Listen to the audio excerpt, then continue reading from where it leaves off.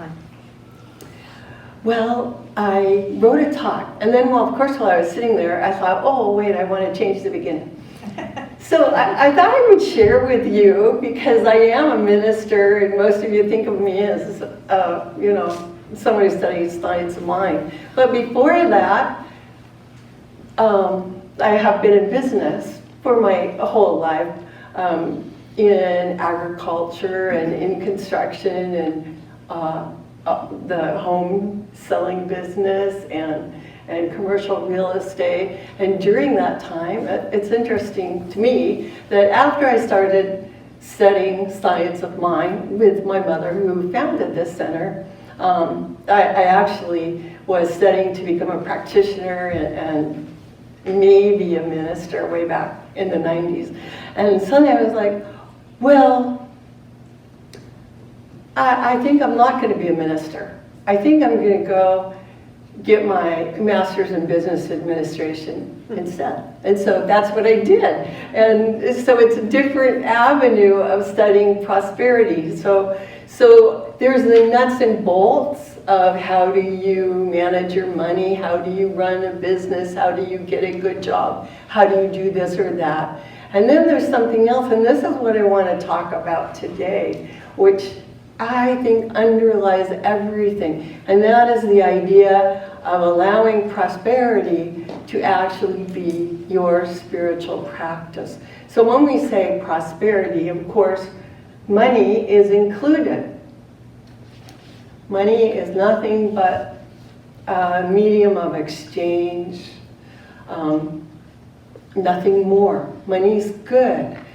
It's not bad, but prosperity includes so much more. Prosperity includes all of the things, the experiences and the emotions that make up our lives, that allow us to live what we call living the life abundant. So a lot of times we talk about the word abundance, and we talk about the word prosperity, and we see them as two different things, but they're not. Prosperity is an aspect of our spiritual natures.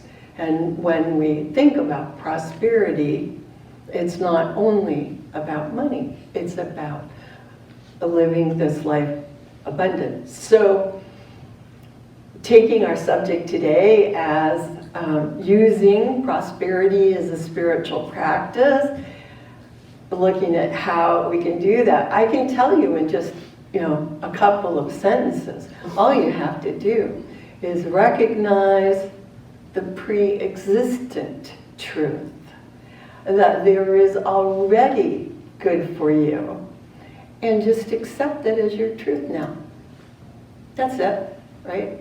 Of course, being human beings, it's like, well, that's fine to say, but how do you really manage that? I mean, the statement that Jesus said, it's done to you as you believe, it's like just a few words, but putting it into practice can be a lifelong activity. It just sounds so simple, and yet at the same time it sounds really difficult. So in the Science of Mind textbook that our founder, Ernest Holmes, wrote, if you go like towards the back, not all the way in the back, but if you go all the way back to part 5, he actually spends quite a lot of time talking about one particular story that I think demonstrates some of these concepts about prosperity. And it's simply the parable of the prodigal son. Well, I have used the parable of the prodigal son before in talks. I think that it is a great story to read, and if you have the time, I urge you to dig out your Science of Mind textbook and read all of what he had to say. But I just want to hopefully go over the main highlights. So some of what I'm going to say now is taken from the words of Jesus as written down in the Bible, and some of that would be from the Science of Mind textbook itself. So the story begins like this. a certain man had 2 sons, and the younger of them said to his father, "Father, give me the portion of goods that falleth to me. Give me my inheritance." And the father did it. Holmes explains that in this, the father, on a metaphysical way of speaking, the Father represents really the universal spirit. When we say our Father, we're talking about this divine universal spirit. And he says that the 2 sons represents our 2 states of consciousness, conscious mind and unconscious mind. And of course, the younger son would possibly be representing, I don't know if you could say it, the unconscious mind, just living in the world of conditions without a lot of thought. So the Father, representing universal spirit, gave his son exactly what his son asked for. Nothing more, nothing less. The son's, what Holmes called the cup of acceptance, was filled from the universal horn of plenty, and then he was free to do with it as he chose. That's what it means. The father had 2 sons. One asked for his inheritance now, and the father said, "Fine, here it is." So the story goes on, and then not many days after, the younger son gathered his inheritance together, and he took a journey off into the far country, and there wasted his substance in riotous living. Not too far-fetched, is it?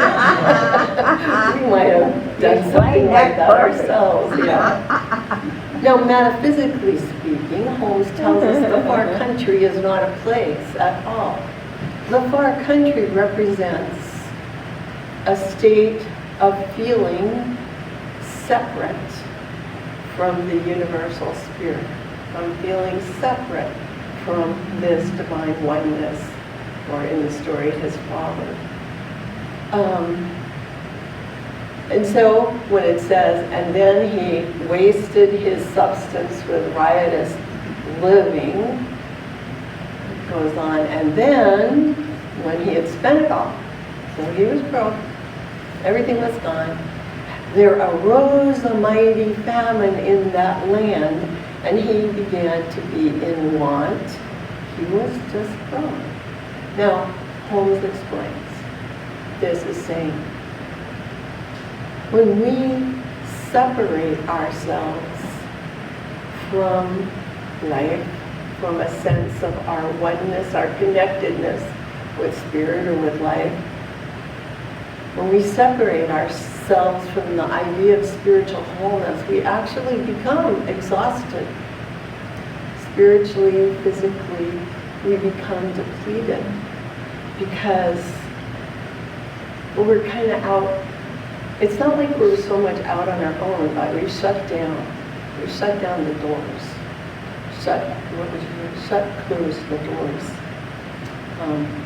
And this is also why Jesus said that he could do nothing of himself. Holmes said Jesus could work his works only as the currents of divinity ran through his personal mentality. The currents of divinity, that subtle something that we refer to as the thing itself. This is how Jesus worked. He moved into a state of complete oneness with Spirit. So anyway, going further, the prodigal son began to be in want. He felt needy. I don't have anything. So the son went and he joined himself to a citizen of that country, the land of faraway land, And the person that he worked for sent him out into his fields to feed this swine. So he got himself a job. And of course, in that era, feeding swine was a very low-level job, which I always object to since I used to be a hog farmer. That's just whatever, that's life. So anyway, the son, though, had this job feeding the hogs, and he was so hungry, he wished that he could even fill his belly with the husks that the hogs were eating, and no man gave unto him. No man gave unto him. Nobody helped him out. Now Holmes explains this is very important, that no one can actually give us anything but ourselves, right? We have to be willing to accept it. And no one can rob us but ourselves, and we rob ourselves by our unwillingness to accept. Because the Father's house is always open, but we have to be willing to enter it on our own. So then the story goes, and then when the son came to himself, he said, how many hired servants of my father's have bread enough and to spare, and I perish with hunger. It's like, I know I could have stayed home, they've got everything, what am I doing out here? Hungry. Now Holmes calls this the Great Awakening, the moment of awakening. And I think it's interesting because, I read the story in the textbook many times. I've read his explanation, but until I was working on this particular talk, I missed this sentence. He said, this part of the story represents the moment in which each one of us is living right now. This moment of awakening is our moment that we are actually going through constantly, moment after moment. It's in this moment that we're constantly asking ourselves this question. Well, if I know there's abundance in the universe, why isn't it in my life? This moment, this is like our story, because don't we all know that deep inside there's a truth that the universe is unlimited? I mean, all you have to do is look at the stars at night, and you're like, whoa, it's as unlimited as I could conceive of. It's abundant, it's extravagant, it's lavish. Nothing can be taken from it or added to it, really. It's in expansion. And Holmes tells us, reminds us that creation is the play of life upon itself. The prodigal, in this case ourselves, right, must simply awaken and realize that he is going without because of the series of decisions that he has made, because of the situation that we can do like the prodigal. So the story goes on, the prodigal then arose and went to his father, started back on the journey to his father, and while he was still quite a ways off, his father saw him and felt a feeling of compassion and ran and grabbed his son and hugged him and kissed him and welcomed him. So this is the part of the story that I always got before, which was when we turn to spirit, the result is instantaneous. There's no waiting. It's not actually a long journey. It's right here. The moment we turn our thinking towards this is an abundant universe, suddenly it's an abundant universe. We begin to see, aha, there's so much good. So this moment of seeing, this moment of realizing, is the moment in which what we call a healing takes place. It's the moment when we realize, when the truth is revealed to us, through us. That is the actual moment of healing. Now, it might take a while for things to get squared around in our everyday lives, but that's just a natural process. The moment of healing is the moment when we understand the truth. So then it's interesting, the son says, "Oh, Father, I have sinned against heaven and in thy sight, and am no more worthy to be called thy son." But the father said to his servants, "Bring forth the best robe. Give him a ring, put a ring on his hand, give him a robe, put shoes on his feet, bring here the fatted calf, and we'll have a big feast, and we're going to be merry, we're going to be happy because my son was lost and now he's found." So the father never condemned his son. There was no moment of retribution. He didn't have to get down on his knees and do 1,000 penances or whatever. There was no idea of sin. It was like, wow, here you are. You were lost and we found you. How would you feel if you had a child who was lost and you found them? Wonderful. Great. It's a celebration. Now, Holmes says, metaphysically speaking, it's an illustration of the truth that God, this universal spirit, doesn't even know evil,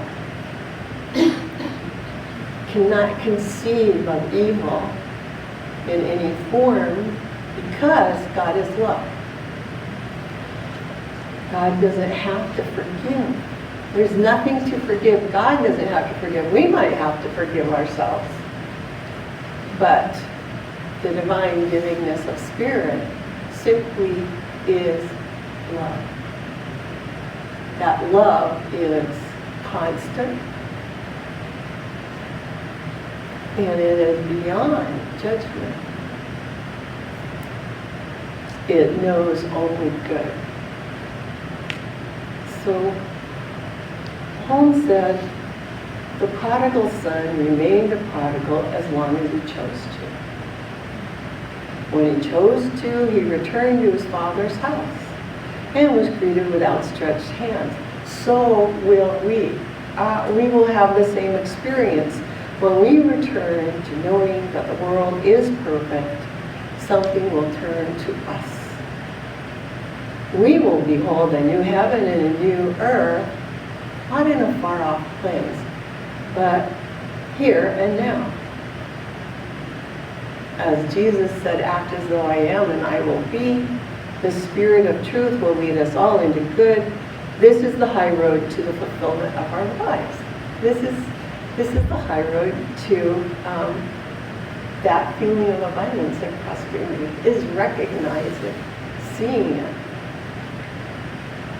It was the son's responsibility. It was the son's ability to make a choice, to have a decision. He had to decide to wake up. So in his case, he was a son who went out, had a lot of experiences, and got, so to speak, kicked into recognizing this is not for me, I want something better, something more. And he woke up. And if you read, the rest of the story and the rest of the chapter, which I'm not going to go further with, there's this whole argument, because back at home there was this other son who never left, right? How did he feel? Well, I did everything you wanted, and I was the good son, and hey, he's been gone, and he lost all his money and everything, and why do you give him a robe and shoes and a ring? What about me? Don't I get something special? And of course, that's not the way it works.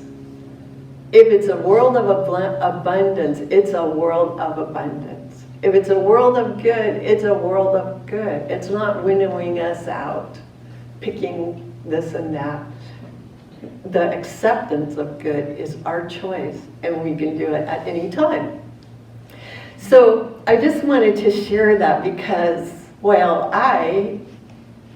and I think many people in our teaching often talk about prosperity as a practice of manifestation, of how to actually take steps to ensure that you have enough money, that you have these things in your lives. I think that once in a while we need to step back and think about the underlying idea of prosperity. It is actually, it's not just our birthright, it's our responsibility.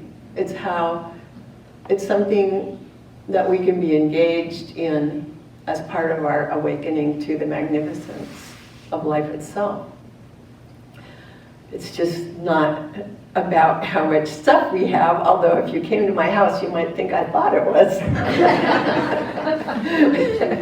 But no, it's just when I said all we have to do is awaken to the pre-existent truth that life is abundant and that life is our home. Within us is this home of good. And we can become willing to feel so at home within ourselves that actually the feelings of limitation kind of dissolve. They don't bother us anymore. And it could be in many different aspects of our life. What I say about prosperity, what you might think about money, it's also true about health. When you see the good in your life, then that is what you experience. So, let's see. Well, I think that what happens to us is that we get caught up. I mean, this is a life where we're supposed to be caught up, right? There's a lot to do. We get busy and we have a lot of experiences, and sooner or later, or I can speak for myself about 1,000 times a day, we drift off into the far land, right? We just do, and I mean, we do feel alone or limited, or this is wrong or that is wrong. In that moment, every time you have that feeling, say, I feel alone, it's like, that's the moment in which to affirm, no, I'm never alone. Spirit's right here with me. And I do have friends. I mean, you just need to look around this room. We're friends. This is a group of friends. Thank you. Yeah. So, you know, the experience of not being prosperous isn't necessarily just something that we made up ourselves, right? It could be that we got this from our culture as we were growing up. A lot of times it is. You know, they grew up hearing money is the root of all evil, things like that, or that there really isn't enough to go around, that anything I take, I'm taking away from someone else, or they're taking away from me. But for most of us who have been studying the science of mind, we understand that it's just a matter of some of these habits of thinking that we might have acquired, either through what we were taught or through the different experiences we have had that cause us to drift away from the truth into a place of limitation. So all we have to do is remind ourselves that we're not talking about a get-rich-quick scheme with religious science. You know, that's not the point at all. Even Holmes says, well, if everybody had everything they wanted all at once, it could be kind of a nightmare. You know, we need a harmonious, we need to get in the harmonious flow of a life abundant. Because prosperity is a practice, a way to work together and to work independently to bring greater possibilities and happiness into our experience individually and together. Riches in a beautiful world result from the harmonious application and understanding of the ideas of this consciousness of supply. Everything we experience, the substance itself, is made from spirit one way or another, because there's nothing else. So, you know, even if you grew up poor or homeless or had some kind of deprivation, or if you ever lost a job or had financial struggles, if something ever happened to you that made you feel unworthy, or if you ever did something that made you feel unworthy,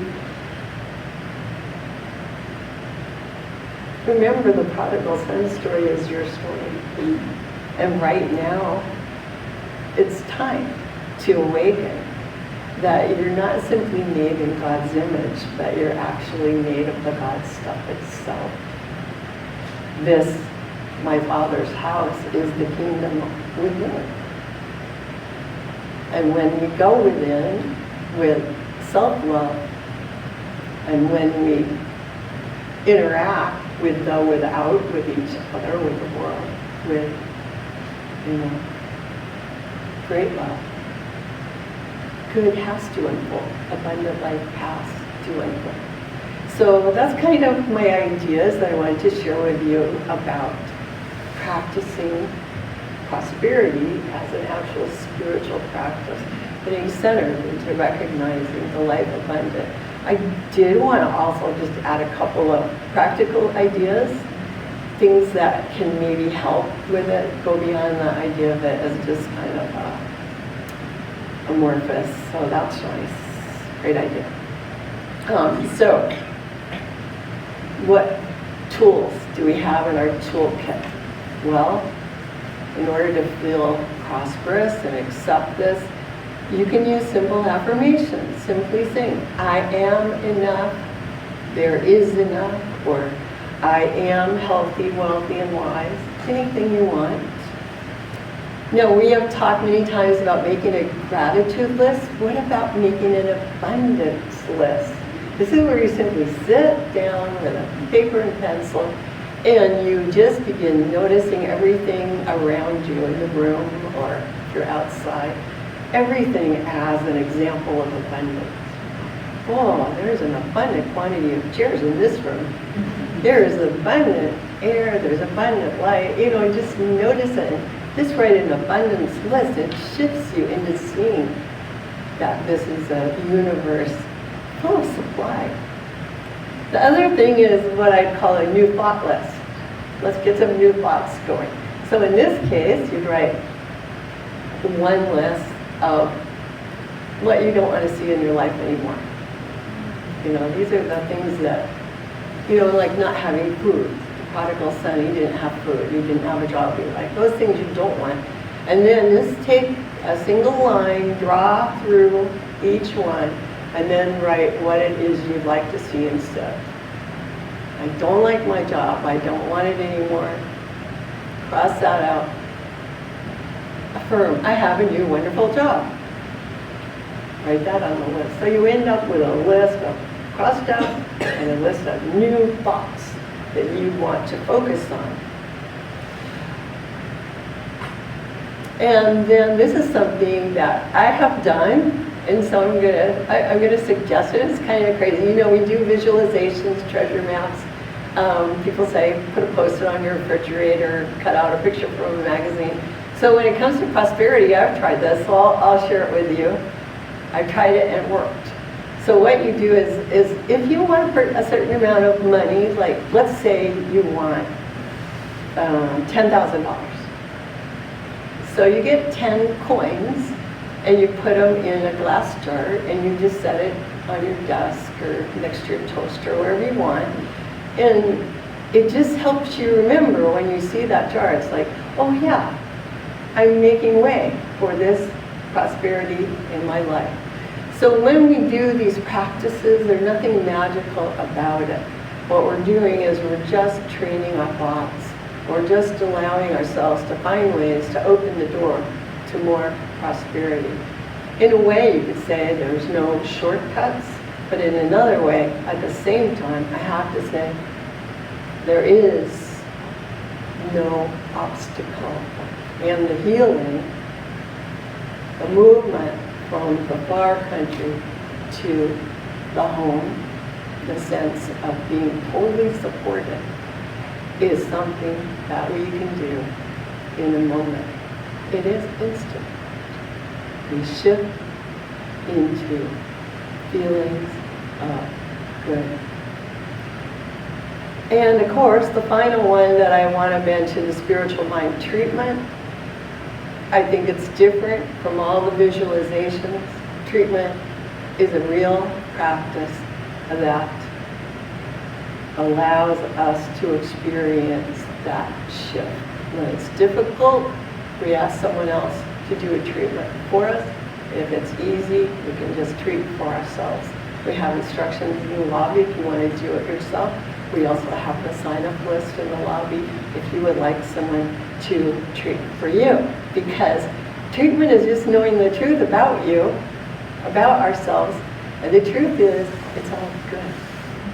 It's all good. So it's really good.